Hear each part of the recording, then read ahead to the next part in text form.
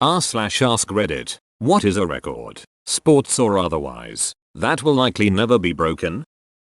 The Lion King has the highest VHS sales of all time. On a similar note, Smash by The Offspring is the highest selling independent album of all time. Didn't it go platinum on cassette?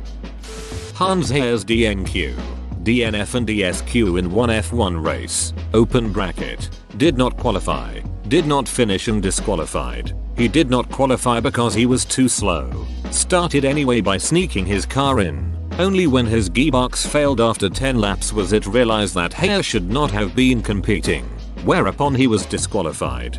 I love the idea of sneaking a car onto an F1 track. PCAR/act like you belong.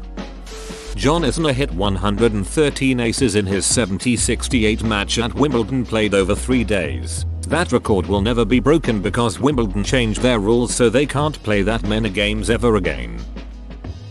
The Guardian's game-by-game report of that game remains the pinnacle of live sports reporting, just slowly losing their damned mind over the course of 3 days. It was the first match the BBC commentator had worked on as well. Not a bad start. Wade Boggs drank 64 beers on a domestic flight. RIP Wade Boggs. Wade Boggs is very much alive. Wade Boggs would be rolling in his grave if he could read your comment right now.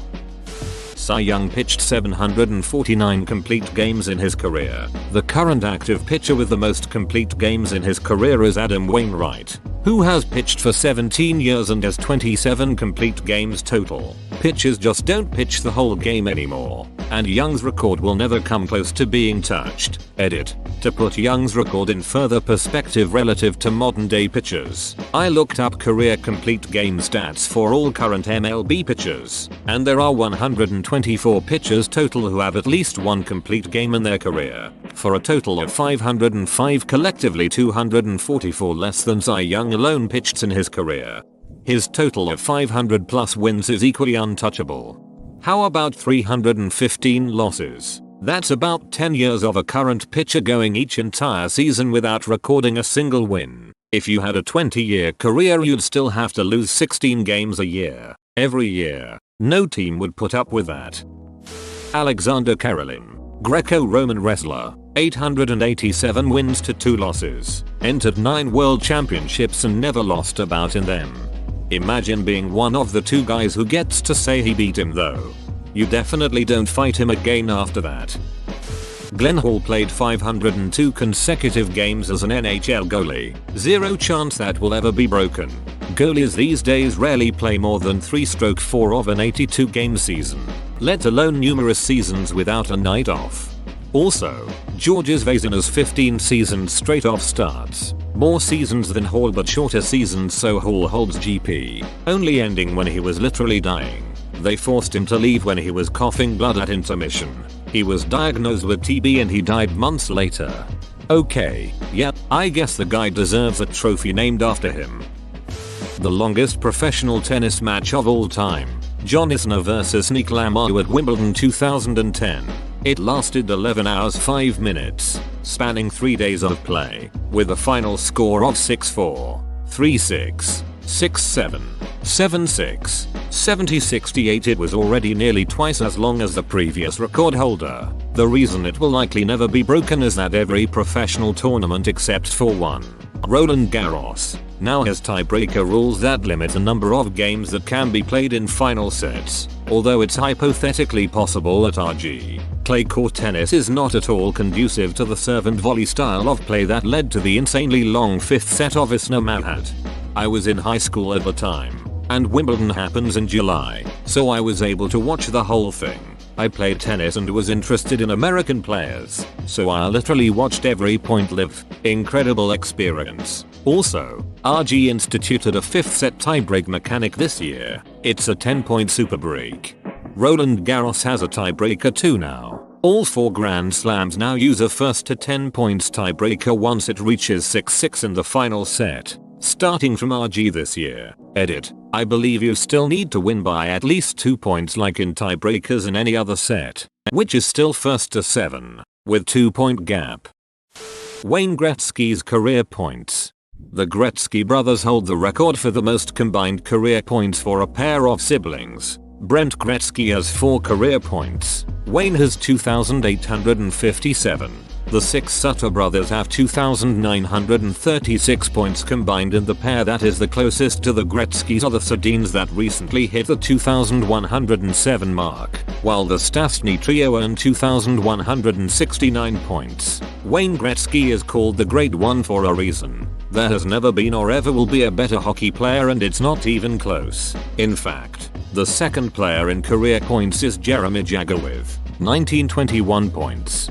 For those that aren't aware, the points stats in hockey is a combination of goals scored and assists. Gretzky had 894 career goals and 1963 assists. If you took away every goal he ever scored himself, he would still hold the record for most points. The current record for the Cannonball Run, a drive from NY to LA, is about 5 hours. It was set in May of 2020, and the drivers were able to make use of the lack of traffic due to the pandemic to break the record. Barring another similar world-changing event, traffic conditions will probably never be what they were when that record was set. Toman claims that they were able to leave Manhattan in just 4.5 minutes. That's pretty impressive. That part will probably never be broken, right? I mean, how the duck? The Voyager Golden Record is now in deep space and is extremely unlikely to ever come across anything which could break it before the end of humanity. Voyager, in case it's ever encountered by extraterrestrials, is carrying photos of life on Earth, greetings in 55 languages, and a collection of music from Gregorian chants to Chuck Berry, including Dark Was the Night, Cold Was the Ground by 20s bluesman Blind Willie Johnson, whose stepmother blinded him when he was 7 by throwing lye in his eyes after his father had beat her for being with another man. He died, penniless, of pneumonia after sleeping bundled in wet newspapers in the ruins of his house that burned down. But his music just left the solar system. Josh Lyman. Damn. Just, damn. Such a rough life. And such an amazing achievement. And without ever knowing, I can see how people might find this story mostly tragic. But for me it helps remind me that if I choose to do what feels meaningful and positive and true to me, even if I never directly see or feel like I accomplished much, I almost definitely did make a positive impact on the world. Oh, I know this one. When I was a kid, we had a Guinness Book of Records lying around that we liked to browse in while bored. There was this one guy in it who held a record for most bikes eaten. No, you did read that right. He ground up a bike and slowly consumed it over I don't know how long a time. The record was accompanied by a note that no further records of bike eating would be accepted, as it was deemed too dangerous. The Guinness Book of World Records stopped allowing most types of records, if I recall. Basically anything that wasn't a particular featuring a skill and that was just a stupid number of repetitions for a specific useless thing. Open bracket. X. Most amount of hot dogs balanced on the nose in 1 minute. Also anything overly dangerous that isn't dangerous because of the athleticism. Open bracket. Longest motorcycle jump is okay, but number of live fireworks I can fit in my mouth isn't. When you pick up an 2000 Guinness Book of World Records, you realize it really was their bread and butter. The amount of utterly useless and easily beatable records that existed just because someone went, I will try to balance 5 hot dogs on my nose in under a minute. Who ducking cares? The Guinness Book also used to have records for fire eating and sword swallowing, both of which they discontinued for safety reasons. Surprise, no one mentioned the unlimited water speed record. The current unlimited record is 511 kilometers per hour, 59 miles per hour, achieved by Australian Ken Warby in the Spirit of Australia in 1978. It hasn't been broken to this day due to how dangerous it is to go at those sort of speeds on the surface, and plenty of people have passed away trying. Here's the wiki article for the boat, which is kinda interesting. I don't know that passed away applies if you die in a rocket boat accident. It's a bit more hurtled into the afterlife than passing away. Max Verstappen being the youngest F1 driver to hit the grid, at age 17. He is the reason why there's now a minimum age requirement for F1 and their license. He's on his 7th season already and is one of the more experienced F1 drivers. So I always think that he's around 30 years old, but he's just 24. For comparison, Lewis Hamilton was 22 when he started in F1. To add to this, he will also probably stay the youngest driver to win a Formula 1 Grand Prix, being only 18 years and 228 days old when he won the 2016 Spanish Grand Prix. Ricky Henderson's all-time stolen base record, the number 2 guy on the list, Lou Brock, only has about 2/3 as many stolen bases as Henderson, 1,406 versus 938. Not only that, but the active leader, D. Gordon, is 1,000 shy of Henderson. A player could play 20 years and steal 40 bases every season and Stoddard earned not even half of Henderson's steals. Especially taking into account today's cautious base running meta, it's going to be a long time. His single season mark of 130 is not likely to be broken either. He averaged nearly a steal a game, which is nuts. I once ran a sub 7-minute mile and seeing how I do not run anymore, I will never break that record of mine. If a bear chases me, I will lay down and accept my fate. The army ruined running for me. If you ran 3 miles a day every day for 3 months, I bet you'd beat that record. Dude, he can't run anymore. Not after the accident with the bear. Ronnie O'Sullivan's quickest maximum 147 break. Sometimes the stars align and allow records to be broken, but this was a case of Ronnie nudging all the stars to exactly where he wanted them to be. The amount of things that would need to happen for it to be quicker is madness. You'd need a quick player, a quick referee, a relatively open easy table. Wilt Chamberlain's MPG record, 48.5 MPG, while playing every single game. Players in today's league don't even reach 40. That's minutes per game for those wondering, like I was. Thanks, I was like, what the hell does basketball have to do with miles per gallon? Jake Villeneuve, Michael Schumacher and Heinz-Harald Frentzen set the exact same time in qualifying in the 1997 European Grand Prix, to the thousandth of a second. Cal Ripken's consecutive games played. It's 632 games for those wondering. Lou Gehrig is second with 130. There are 162 games in a regular season, not including playoffs. Putting aside Lou Gehrig for a moment, the number 3 and number 4 longest streaks combined still fall short of Ripken. 5th longest streak, Tejada, could double his number and be short of Ripken. Even Lou Gehrig would have needed to play another 5 years straight to match Ripken. Also, Ripken only ever played for one team in his entire career, the Baltimore Orioles, 21 seasons. That is a rarity in itself. Queen Elizabeth II being the longest reigning UK monarch. With anti-aging research progressing like it is, who knows? 2431. His Royal Majesty, William V, celebrates his Mendelevian Jubilee on his 250th year of reign.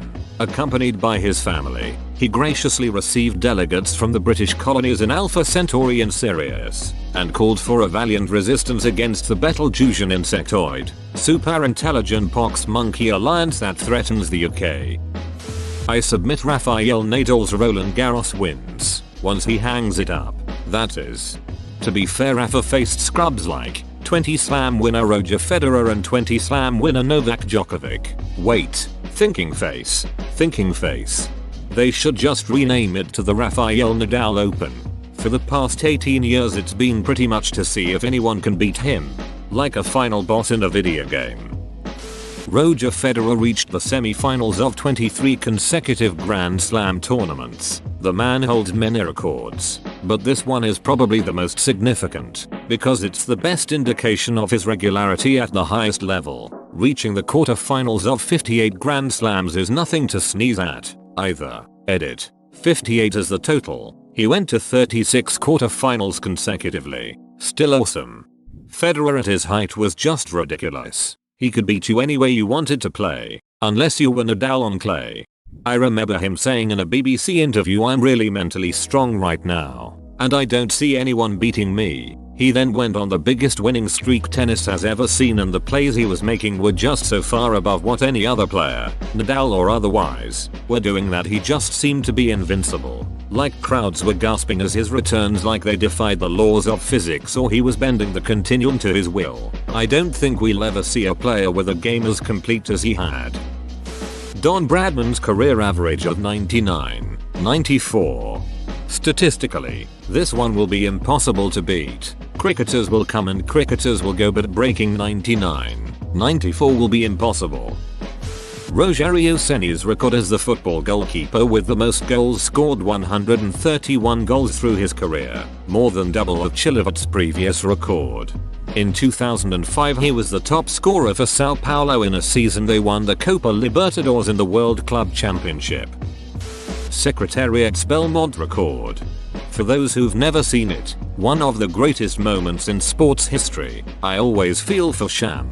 If he'd been sired any other year he would have been a super horse in his own right. Upon their deaths they discovered that both Secretariat and Sham had the famous X-Factor heart gene passed down through Eclipse's line. Sham's heart weighed 18 pounds. Secretariat's weighed 22. The average thoroughbred's heart weighs 5 pounds. https://yauto bvfcmta. Secretariat's jockey, Ronnie Turcotte, said he always felt bad for Sham because the rider had to whip the crap out of him to try and keep up with Secretariat and it was never enough. Real answer? Javelin throw of 104. 80 meters set by Uwe Hone. Someone else commented a 98 meter javelin throw is unbeatable. I'm so confused.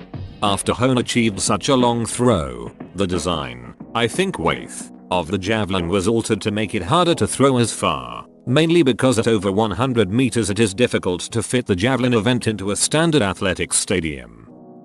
Jerry Rice's reception record in the NFL, 549, is crazy. Career receiving yards leaders after 40 yo Jerry Rice, 2,509 IDs. Tom Brady, 6 IDs. Everyone else, 0 IDs. Brett Favre, -2 IDs. This is an incredible stat, haha, thank you. Tiger's Woods 142 consecutive cuts made. Didn't miss a cut between 1998 and 2005. Also 281 straight weeks ranked number 1 in the world. Richard Petty's 200 Cup wins. Beat me to it. No NASCAR driver will ever meet that. And if they do, they're gonna kill every fan base except their own, as no one else will want to watch it. Also, with standardized cars instead of home-built machines, it's harder to get an advantage.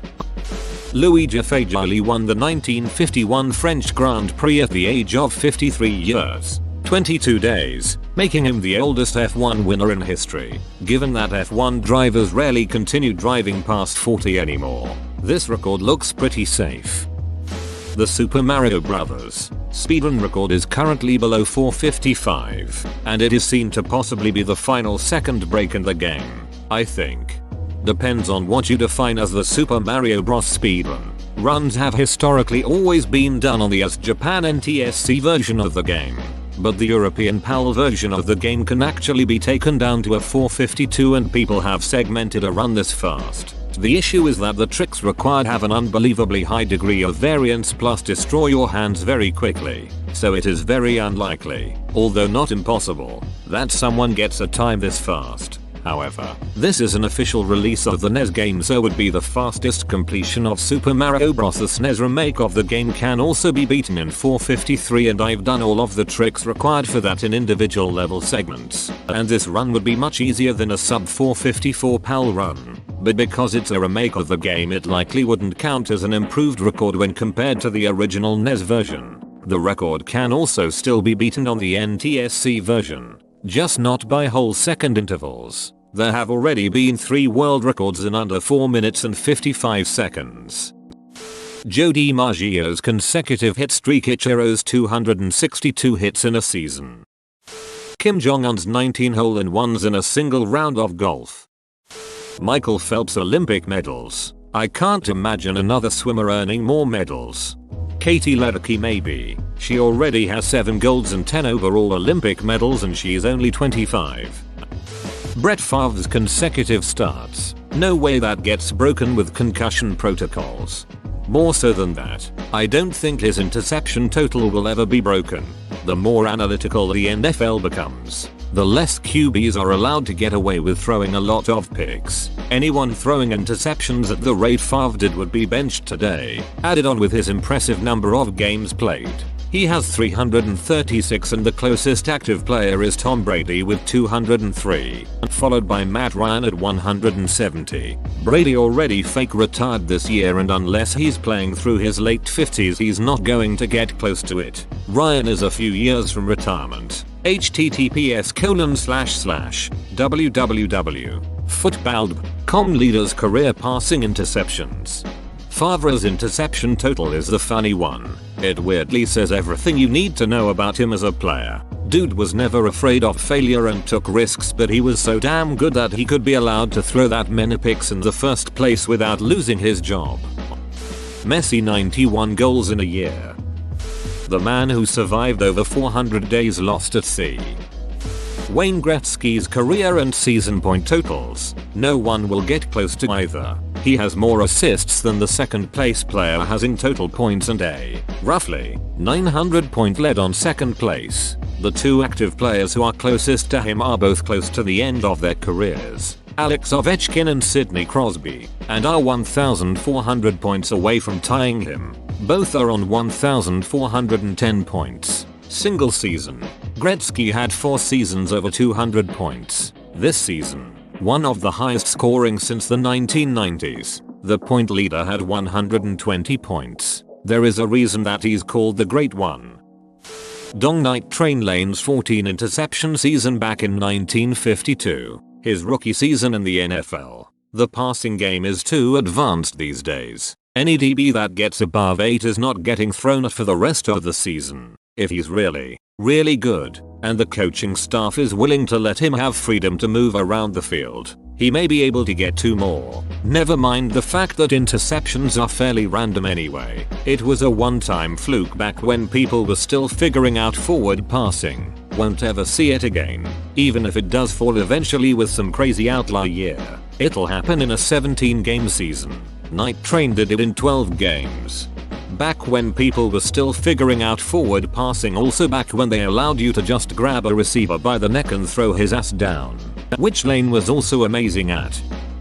Ronald Reagan winning 49 states and 525 electoral votes in 1984. Highest score in a college football game. In 1916 Georgia Tech defeated Cumberland with a score of 222-0 as payback for Cumberland cheating in baseball. This simply cannot ever happen again for a number of reasons. No team is bad enough to have that many points run up on them in the allotted time. There is an unwritten but very strict rule that putting triple digits on an opposing team is extremely poor form. It would not be seen as a triumph but as a cruel excess by fans and the media. A team that even wanted to attempt this would be putting their players at unnecessary risk of injury. Manny Pacquiao 8-division world champion. Seems impossible nowadays for people to grow into the sport like he did. A lot of the new era stars focus on 1-3 weight classes that they will do good on for the rest of their careers. Manny really started to box professionally at 16 years old and about 98 pounds because he really had to duck and do it to make money and survive. John Stockton's assist record. German fighter pilot Erich Hartmann. 352 confirmed air-to-air kills, highly unlikely to be broken due to the changing nature of warfare and the vastly lower numbers of aircraft modern air forces field. 352 aircraft is in fact more than many air forces nowadays field overall. Fernando Tatis 2 grand slams in the same inning. It has a very outside chance of being tied, but will never be broken. Probably Tom Brady's postseason wins and Super Bowl appearances. He is roughly double the next highest person in most of these metrics. The most no-hitters thrown in a MLB career. Open bracket. Nolan Ryan with 7. Also Nolan Ryan's strikeout record. 714. He really is one of the most incredible pitchers in MLB history. FDR being elected US president 4 times. Number of dinosaurs killed by a single meteor. The record has stood for nearly 66 million years and is unlikely to ever be broken. Michael Schumacher's making it to the podium every race in a season. Alberto Ascari and Jim Clark scoring every point available in a season. Ayrton Senna has 8 consecutive pole positions in a row in F1. Despite the dominance of Lewis Hamilton in the past 7 years, consistent peak performance like that was never achieved. Jerry Rice's TD record. I've seen others mention his receptions record or yardage, and with more games, those will probably come down eventually, but the TD thing, hell, they're harder to get, and someone would have to average slightly more than 10 TDs a season for 20 seasons, or 13 for 15 seasons, or 20 for 10, etc. Given that 10 seasons is a pretty long career now for a WR or RB, I just don't see it. You have to stay mostly injury free and insanely productive basically your whole career. Junior was an alien. I don't see anyone replicating that. A bit late to the party, but German U-boat captain Arnaud de la Perrière sank 194 ships totaling 450,000 tons in World War I. That record will never be broken, as there will never again be a naval war which so heavily favors submarines as World War I. Edit. It's the 194 ships that is the record, unlikely to be broken, not the tonnage. Sorry if I distracted from the main point. I like facts. Whoa, you made it to the end? You're a ducking beast. I'll cut you a deal. Smash like and subscribe for more curated content, bruh. It's free and that's a great price.